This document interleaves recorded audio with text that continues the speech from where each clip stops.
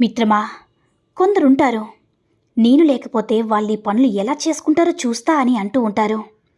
వారి పిచ్చి కానీ, అయ్య లేకపోతే అమావాస్య ఆగుతుందా, మనం లేకపోతే మన పని ఇంకొకరు ఖచ్చితంగా మనకంటే బాగా చేస్తారు. అయినా పంచిన ప్రేమను, సంతోషాన్ని కోల్పోతే మన విలువ తెలిసేలా ఉండాలి. కానీ పనులు చేయడానికి మనం లేకపోతే మన విలువ తెలుస్తుందని అనుకోకూడదు మిత్రమా. అది ఎప్పటికీ కూడా జరగదు. శ్రీ కనకదుర్గమ్మ తల్లి ఆశీస్సులతో జ్యోతిష్యం చెప్పబడును. ప్రేమ, పెళ్లి, ఉద్యోగం, ఆరోగ్యం, వ్యాపారం, సంతానం, భార్యాభర్తల మధ్య సమస్యలు, చెడు ప్రయోగాలు, ఇంకా ఎటువంటి సమస్యలకైనా 100% పరిష్కారం చేయబడును. నమ్మకంతో ఫోన్ చేయండి, 100% ఖచ్చితమైన పరిష్కారం దొరుకుతుంది. గురూజీ గోవిందరాజు గారి ఫోన్ నంబర్ 7337226830. మనిషి సింహంలా బ్రతకాలని చాణక్యుడు చెప్పాడు. సింహం ఆకలినైనా అణుచుకుంటుంది, కానీ ఎంగిలి భోజనాన్ని ఏనాడు కోరుకోదు నేస్తమా. అలాగే ధైర్యవంతులు అల్ప సంతోషానికి గాని, ప్రలోభాలకు గాని లొంగరు. క్లిష్ట పరిస్థితుల్లోనూ మొక్కవోని ధైర్యంతో ముందుకు సాగి అనుకున్నది సాధిస్తారు నేస్తమా. అర్థమైందనుకుంటా. బంధం విలువ తెలియని వారికి నీ స్థానం ఎంత గొప్పదైనా నువ్వు దిగజారిపోవలసిందే నేస్తమా. మనసు విలువ తెలియని వారికి నీ మనసు ఎంత పంచినా దూరంగా ఉండిపోవలసిందే. విలువలేని బంధం, మనసు లేని అందం ఉన్న పనికి రానుది నేస్తమా. ఒక్క విషయాన్ని గుర్తుంచుకోనేస్తమా. బంధుత్వం ఏదైనా సరే నాది అనుకుంటే బాధ్యత అవుతుంది, నాకెందుకు అనుకుంటే బరువు అవుతుంది, నాది కాదు అనుకుంటే కనుమరుగవుతుంది నేస్తమా. మిత్రమా, ఒక శిల్పి కొండకి వెళ్ళి మిమ్మల్ని నేను రూపుదిద్దాలి అనుకుంటున్నా అని రాళ్ళని అడుగుతాడు. మొదటి రాయి, నేను ఒప్పుకోను, మీరు మమ్మల్ని శిలను చేసేటప్పుడు దెబ్బలు తగిలి నొప్పిగా ఉంటుంది అంటుంది. రెండో రాయి సరే అని చెప్తుంది. శిల్పి కొన్ని రోజులకి రెండో రాయిని శిల్పంగా మారుస్తాడు. ఇక్కడ నీతేంటో చెప్పననేస్తమా. దెబ్బలు తిన్న రాయి ఇప్పుడు గుడిలో దేవతలా ఉంది. దెబ్బలు తినకుండా ఉన్న రాయి అదే గుడిలో దెబ్బలు తింటుంది. అంటే కొబ్బరికాయతో కొట్టడం. అర్థమైందనుకుంటా. ఎవరి ఇష్టాలు వారివి నేస్తమా.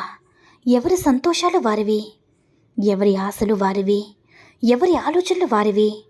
అందరూ మనకి నచ్చినట్టు ఉండాలనుకుంటే ఎలా? అలా ఉండాలి అనుకోవడం మన స్వార్థమే కదా నేస్తమా. ఆకాశమంత ప్రేమ ఉంటే సరిపోదు నేస్తమా. అనువంత అర్థం చేసుకుని మనసు ఉండాలి. సముద్రమంత సంపద ఉంటే సరిపోదు నేస్తమా. సమయానికి సహాయం చేసే గుణం ఉండాలి. అదృష్టం అంటే అందం, ఐశ్వర్యం ఉన్నవాళ్ళు కాదు నేస్తమా. మన జీవితంలోకి రావడం కూడా కాదు, మనల్ని అర్థం చేసుకునే వాళ్ళు రావడమే నిజమైన అదృష్టమని అర్థం చేసుకునేస్తమా. కాళ్ళు చేతులు బాగానే ఉన్నాయి కదా, కష్టపడి బ్రతకవచ్చు కదని బిచ్చగాడితో మనం చెప్పే మాటలు గుడి లోపల ఉన్న దేవుడు మనతో చెబితే అసలు గుడికి వెళ్లాల్సిన అవసరమే మనకి ఉండదేమో కదనేస్తమా. ఒక విధంగా చెప్పాలంటే అందరం బిచ్చగాలమే కదా. అడుక్కునే విధానంలో మాత్రమే తేడా ఉంది కాదంటావా నేస్తమా. శరీరం లేచి నిలబడ్డానికి సహకరించిన రోజు, నీ చేతులతో నీరు కూడా త్రాగలేని రోజు, నీ కాలు ఒక్క అడుగు కూడా వేయలేని రోజు, నీ పనులకు ఇంకొకరిపై ఆధారపడిన రోజు, నీ భావాన్ని నోటితో పలకలేని రోజు, నీ నిస్సహాయ స్థితికి నీకే జాలి కలిగిన రోజు, నీ జీవితంలో ఏం చేశావో, ఏం సాధించావో, ఏం పోగొట్టుకున్నావో నీకు స్పష్టంగా తెలిసిపోతుంది నేస్తమా. కానీ అప్పటికి అంతా చేజారిపోతుంది. నీ తప్పు సరిదిద్దుకునే అవకాశం కూడా ఉండదు. అన్నీ బాగున్నప్పుడే ఆత్మజ్ఞానమని తెలుసుకోనేస్తమా. నీ దారిలో ముళ్ళున్నాయని పైన మాపకు, లక్ష్యం దూరమవుతుంది. నీపై విమర్శలనే ఆశీర్వాదాలుగా నిన్ను అవహేళన చేసిన వాళ్ళే నీకు సలం కొట్టేలా, నిన్ను వెక్కిరించిన వాళ్ళ అహం దెబ్బతినేలా, ఆస్తి అంతస్తు లేదనే ఆలోచన వదిలేసే ఆత్మవిశ్వాసమనే ఆయుధంతో ముందడుగు వేనేస్తమా. ఒక నెల ఆలస్యం అవ్వచ్చేమో కానీ విజయం వచ్చి నీ కాళ్ళ ముందు ఉంటుంది. నిన్ను వెక్కిరించిన వాళ్ళు తలదించుకుంటారు. అది గెలుపంటే. వెక్కిరింతను చూసి వెనక్కిపోతే తర్వాత ధిక్కరించిన ఫలితం ఉండదు నేస్తమా. అతిథి ఇంటికి వస్తున్నాడని తెలిసిన వెంటనే ఇల్లు సర్ది శుభ్రంగా ఉంచుతాం. అలాంటిది భగవంతుణ్ణి మన మనసులో ఉంచుకోవాలంటే మన మనసెంత శుభ్రంగా ఉంచుకోవాలి ఒక్కసారి ఆలోచించినేస్తామా? ఎక్కువ సంపాదిస్తే జీవితాన్ని మరింత సుఖమయంగా మార్చుకోవాలనుకుంటారు. కానీ అది అస్సలు కరెక్ట్ కాదు. కడుపు కాడుతున్నప్పుడు సంపాదించిన 10 రూపాయలకి ఇచ్చే విలువ కడుపు నిండిన తర్వాత సంపాదించే ఏ 10 రూపాయలకి కూడా ఉండదనేస్తమా? అసలు ఆనందం అనేది బయట ఎక్కడో లేదు. నిజంగా ఆనందంగా ఉండేవాడికి డబ్బుతోనూ సౌకర్యాలతోనూ అస్సలు పని లేదు నేస్తమా. కోపంతో సమాధానం చెప్పుకో, సంతోషంలో వాగ్దానం చేయొద్దు, ఒత్తిడిలో నిర్ణయాన్ని తీసుకోకు, అవసరం లేని చోట అబద్ధాన్ని చెప్పుకో. ఎదిగే చెట్టు ఒదిగి ఉంటుందని తెలుసుకొనేస్తమా. సత్య మార్గంలో నడిచేవాడే సంపన్నుడు. రేపటి పనిని ఈరోజు చేయాలి. ఆడది ఏడ్పు ఇల్లు వల్లకాడవుతుందనేస్తమా. పగను వదులుకో, పరిచయాన్ని పంచుకో, స్వయం కృషితో జీవించనేస్తమా. సంతృప్తిగా అనుభవించు. ఎక్కువగా ఎవ్వరిని నమ్మకు మిత్రమా, మోసపోతావు. ఎవరి కోసమో ఆలోచించుకో, వాళ్ళకి అలసైపోతావు. ఎక్కువ విలువ ఇవ్వకో, గౌరవాన్ని కోల్పోతావు. ఎవరిని ప్రశ్నించుకో, శత్రువవుతావు. ముందుగా నా వాళ్ళని ఆలోచించడం తగ్గించు. ఎవరి నుంచి కూడా ఏం ఆశించుకునేస్తమా. నీ జీవితం చాలా బాగుంటుంది. ఈ జన్మకి బంధాలైనా బంధుత్వాలైనా మరో జన్మ ఉంటుందో లేదో తెలియదు. అందుకే మిత్రమా, ఈ జన్మలోనే సంతోషంగా ఉండాలి. అవునా? ప్రేమగా మాట్లాడుతున్న వాళ్ళందరికీ మనసుల్లో ప్రేమండకపోవచ్చు. కానీ హక్కుగా చనువుగా గొడవపడి కోపగించుకున్న వారి మనసులో లోతైన ప్రేమ చెదిరిపోకుండా ఉంటుందనిస్తమా. అర్థమైందనుకుంటా. ఒక్క విషయాన్ని గుర్తుంచుకొనేస్తమా.